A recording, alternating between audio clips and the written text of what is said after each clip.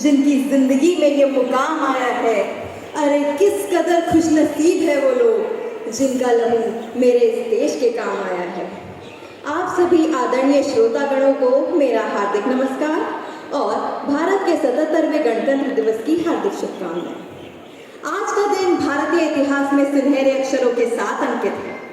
यही वो दिन था जिस दिन पहली बार भारत के लोगों ने एक स्वतंत्र देश में सांस ली। यही वो दिन था जिस दिन भारत के लोगों को उनके नैतिक अधिकार मिले, या फिर यूं कहे तो यही वो दिन था जिस दिन इस देश की मिट्टी, नदियाँ, पहाड़, जंगल और इस देश के लोगों का रोम रोम आजाद हुआ था। यानी साधारण शब्दों में समझे तो यही वो दिन था जिस दिन भारत के लोगों को उनकी स्वतंत्रता मिली थी, यानी 200 वर्ष के बाद अंग्रेज की हुकूमत से उनको आज़ादी मिली थी। अब मैं आप सभी से विनम्र निवेदन करना चाहूंगी कि मेरे साथी केशव भारद्वाज की पंक्तियों के साथ आप सभी एक सलाम उन वीरों के नाम करें जो खुद तो शहीद हो गए लेकिन हमारी माटी को अमर कर गए। ए माँ, भरोसा रखना अपनी संतानों पर, हम तिरंगा गाड़ देंगे आसमानों पर। दुश्मनों याद रखना, हमें झुकना नहीं आता। तुम्हारी गोलियां कम है, हमारी छातियां है ज्यादा। हमारे नाम पर ढोलक बजेगी, हमारे नाम पर ढोलक बजेगी। 2 जहानों में शहीद होंगे यूं कि हम जिंदा रहेंगे दास्तानों में। हिंदुस्तान गर्व करेगा हम दीवानों पर, हम तिरंगा गाड़ देंगे आसमानों पर, हम तिरंगा गाड़ देंगे आसमानों पर। मित्रों, अब हमें यहाँ पर अपने आप से एक प्रश्न पूछना चाहिए। इस देश को महान बनाने के लिए हमने क्या किया है, या कोई देश महान कब बनता है? कोई देश महान तब बनता है जब उसके देशवासी महान बनते हैं। तो क्या हम सिर्फ भारत के वासी महान बन रहे हैं? क्या हम कोई ऐसा कार्य कर रहे हैं जो हमें महान बनाता है, या फिर हम सभी कहीं इसका विपरीत तो नहीं कर रहे? कहीं हम अपने घरों का कूड़ा सड़कों पर तो नहीं फेंक रहे, या फिर नल खुला छोड़ पानी की बर्बादी तो नहीं कर रहे?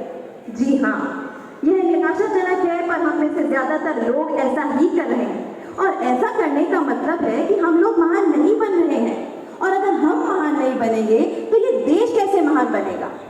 सुनिए, एक बार की बात बताती हूँ।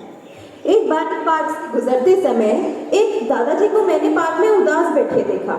मैं उनके पास गई तो वो बोले कि जब मैं छोटा था तब मैं सोचता था कि एक दिन मैं इस देश को बदल कर रख दूंगा, लेकिन थोड़ा बड़ा हुआ तो सोचा भाई यह देश बदलना तो अपने बस की बात नहीं है, मैं तो बस अपने शहर को बदल दूंगा। थोड़ा और समय बीता तो लगा भाई यह भी कोई आसान काम नहीं है, मैं तो बस अपने आसपास के लोगों को बदल दूंगा। पर अफसोस मैं वो भी नहीं कर पाया।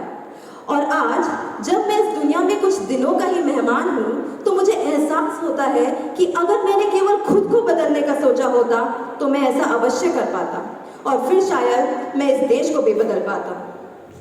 आदरणीय श्रोतागण, कोई भी बदलाव खुद से शुरू होता है।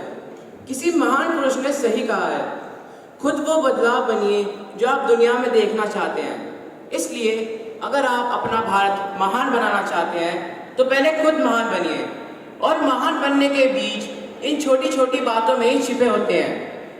करने दीजिए दुनिया जो करती है, बस अपनी जिम्मेदारियां लीजिए, केवल खुद को बदलने का संकल्प कीजिए। अंत में अब मैं आन्या सेनी अपनी वाणी को कुछ पंक्तियों के साथ नाम देना चाहूंगी कि ना ईर्ष्या मेरी है ना अहंकार मेरा है, कि ना ईर्ष्या मेरी है ना अहंकार मेरा है, ना उपलब्धि मेरी है ना अलगाव मेरा है। मुझे तो बस एक छोटी सी बात का गौरव है कि मुझे तो बस एक छोटी सी बात का गौरव है कि मैं हिंदुस्तान का हूँ और हिंदुस्तान मेरा है, हिंदुस्तान मेरा है। आइए आज के इस दिन की महत्वता को संपूर्ण बनाएं और मेरे साथ